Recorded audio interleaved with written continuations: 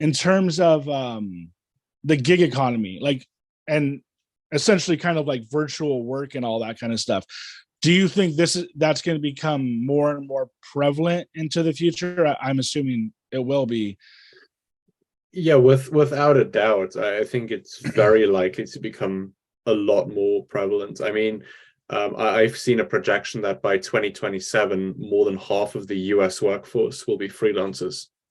And as of right now, there are 1.56 billion freelancers in the world, which accounts for just under a third of the global workforce.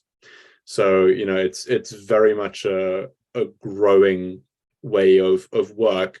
But I think that we need to be careful about how exactly that gets realized. Because I mean, I'm a big supporter of the gig economy. I think it brings a lot of benefits, but I also think that if we are not very careful about how it's brought in, it can lead to people being exploited and kind of losing the protections that they would have with regular employment, just by kind of being freelancers and gig workers. But then on the other hand, if you have systems in place to account for that, it's a way for people to be their own boss, set their own hours, earn a lot more than they would otherwise, working a 9 to 5.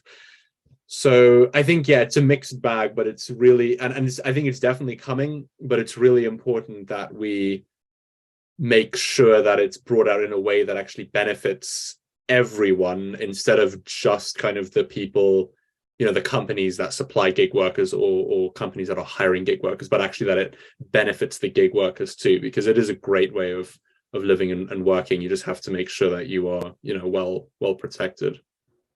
Yeah, because I told you I'm an Amazon delivery driver, but then I also do the Amazon. You've probably heard of Amazon Flex, right? Mm-hmm. Yeah. So I don't. Do they have Amazon Flex out there in Wales? I'm not sure. Yeah, Possibly.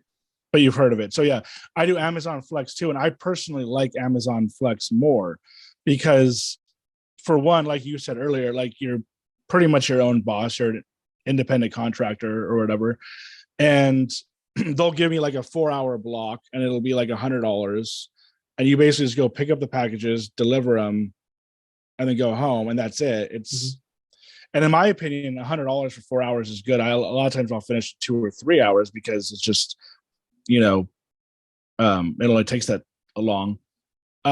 So yeah, personally, I haven't really done any of the other ones like Grubhub or Uber or anything like that. But Amazon Flex, I think, is good. And ideally, I mean, I would almost like want to live in a world where Amazon Flex was, I could just do that full time.